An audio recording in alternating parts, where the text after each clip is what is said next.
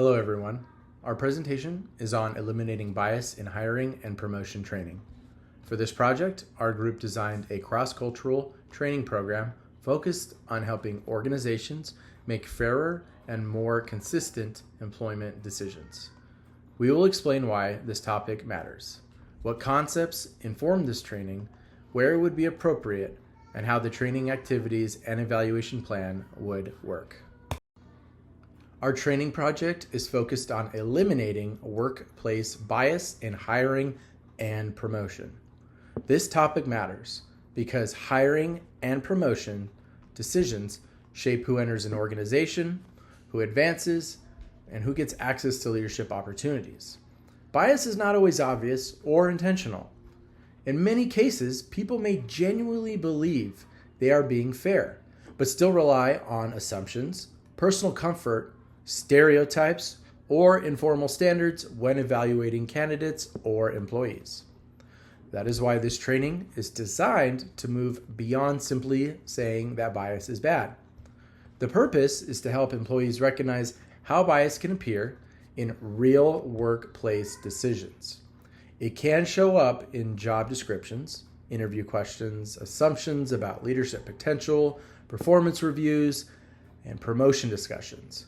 When those decisions are not handled carefully, the organization can unintentionally repeat patterns that exclude qualified people. The purpose of this training is to prepare decision makers to identify and reduce bias during hiring and promotion processes.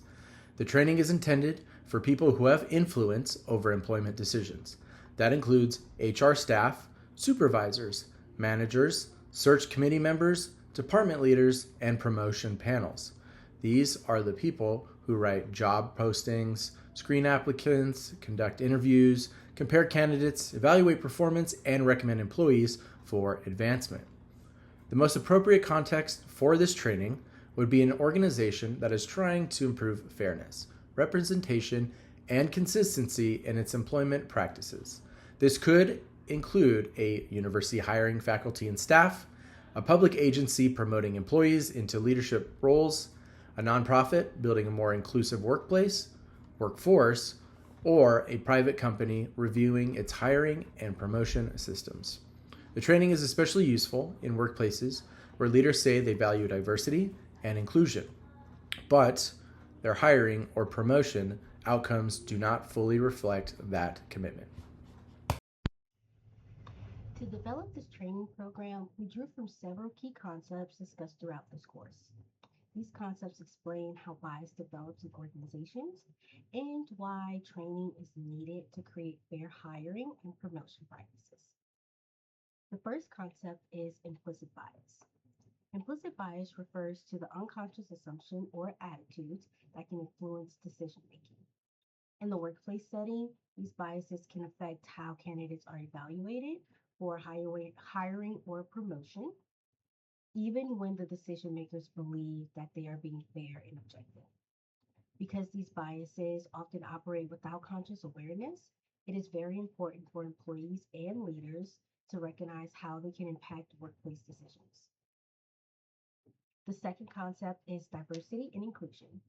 Diversity refers to the different backgrounds, experiences, identities, even perspectives that employees bring to the workplace. Inclusion goes a little bit further by ensuring that employees feel valued, respected, and supported regardless of their background. Organizations can benefit from diverse perspectives, but those benefits can only be fully realized when employees feel included and have equal opportunities to succeed. The final concept is intercultural competence. Intercultural competence is the ability to communicate and work effectively with people from different cultural and backgrounds. In today's workplace, employees frequently interact with individuals who have different experiences, values, and perspectives. Developing intercultural competence can help reduce misunderstandings. It can also help improve communication and support more equitable decision making.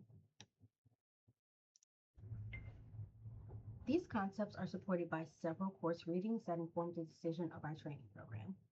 Richard's work on inclusion emphasizes the importance of understanding differences, creating an inclusive environment, and adapting behaviors to work effectively with diverse colleagues. This framework highlights that inclusion requires both awareness as well as action. Asta and Vasquez focus on implicit bias and explain how biases are often shaped by broader social influences. Their work supports the need for training that helps individuals recognize and challenge unconscious assumptions. Turner and colleagues discuss organizational strategies for reducing workplace bias. Their research highlights the value of bias training and inclusive workplace practices that support fair decision making. Finally, Banda and colleagues emphasize that representation alone does not automatically create inclusion. Organizations must intentionally create environments where all employees are equitable, have equitable opportunities, and feel a sense of belonging. Together, these sources provide the foundation for our training and support the goal of creating fair and inclusive hiring and promotion practices in all organizations. Now, I'll discuss the SMART goals for our training on eliminating bias in hiring and promotions. So, our first goal is to increase participants' understanding of unconscious bias. By the end of the training, at least 90% of participants will score 80% or higher on a short post training assessment. This goal is specific, measurable, achievable, and relevant to creating fair hiring practices and time bound because it is completed during the training session. Now, I'll discuss the SMART goals for our training on eliminating bias in hiring and promotions. So, our first goal is to increase participants' understanding of unconscious bias. By the end of the training, at least 90% of participants will score 80% or higher on a short post training assessment. This goal is specific, measurable, achievable, and relevant to creating fair hiring practices and time bound because it is completed during the training session. Lastly, we have our third SMART goal, which is to encourage commitment to inclusive practices. Our final goal here is to really be able to encourage lasting behavior change. Before the training ends, every participant will have the opportunity to complete a brief action plan identifying one strategy that they will use to reduce bias in future hiring or promotion decisions. This helps to reinforce accountability and helps participants be able to transfer what they have learned into their everyday workplace practices. Together, these SMART goals are measurable, which helps to increase knowledge, improve decisions, making skills, and a commitment to creating a more equitable and inclusive workplace. Training activities and materials. One important training activity is unconscious bias training. These sessions help employee managers understand that everyone has unconscious assumptions and stereotypes that can influence judgments. Another useful activity is role playing and simulation exercises. And these activities, participants are given realistic workplace scenarios involving hiring interviews or promotion decisions. Organizations should also use structured interviews training. This process reduces the risk of making decisions based on personal preferences, first impressions, or stereotypes.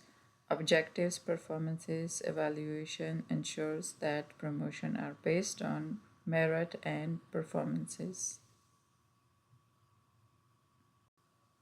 The material used in training program are important interactive presentations, videos, and online learning modules explain difference from of bias and their impact on workplace diversities. These resources makes complex concepts easier to understand and engage employee in the learning process. Case studies are another realistic material. They present real complex of bias and hiring and promotion decisions and encourage participants to analyze what went wrong and how the situation could be handled more fairly. Diversity and inclusion handbooks also serve as practical references that manager can use when conducting interviews, reviewing applicants, or considering employees for promotion. Together, these activities would help an organization create fair hiring and promotion processes. To determine whether this training is effective, our evaluation plan is directly tied to each of our SMART goals. For our first goal, increasing knowledge of unconscious bias, participants will complete a short post-training quiz. Our goal is for at least 90% of participants to score 80% or higher, demonstrating that they understand the key concepts covered during the training. For our second goal, improving fair decision-making skills, participants will complete a case study using a standardized evaluation rubric. We expect at least 85% of participants to accurately apply objective hiring and promotion criteria when evaluating this scenario. Lastly, to support our third goal of encouraging commitment to inclusive hiring practices, every participant will complete a brief action plan before leaving the session. In that action plan, they will identify one specific strategy that they will use to reduce bias in future hiring or promotion decisions. These evaluation methods allow us to measure not only what participants learned from the training, but also how well they can apply those concepts and how they plan to use them in the workplace. Eliminating bias in hiring a promotion is not something that happens with a single training session. It requires continuous awareness, reflection, and intentional decision making. Throughout this presentation, we've discussed how unconscious bias can influence hiring and promotion decisions, why diversity and inclusion matter to organizational success, and how structured evaluation methods can help create fairer and more equitable workplaces. Our goal is to equip leaders with practical tools that they can use to make objective decisions, recognize their own biases, and create opportunities based on qualifications and potential rather than assumptions. Thank you so much for your time and attention today. On behalf of the entire group, we really appreciate your participation, and we're happy to answer any remaining questions that you may have.